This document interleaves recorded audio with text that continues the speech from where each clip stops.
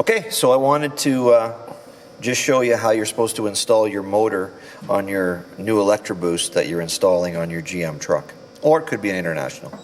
So when you take your motor off, underneath in your old core, you're going to find a check valve just like that. And that check valve's got a notch on it, and that notch has to go down. It goes into this port. It can only go into the one port because it's got an actual seat on it. So the notch, once again, goes down. You drop it in there, and you just set it into that little hole down at the bottom, like that. And then the spring is tapered. You notice that the spring's a little bigger on this end than this end.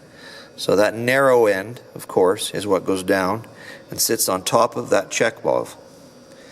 Now with your motor, when it comes to putting your motor on, here's what we like to do. Just take a little bit of grease, O-ring lube, of course. We use the Dow Corning. Put your O-rings in there that come with your unit. They're wired to it. Just put a little of that on there to hold them in place.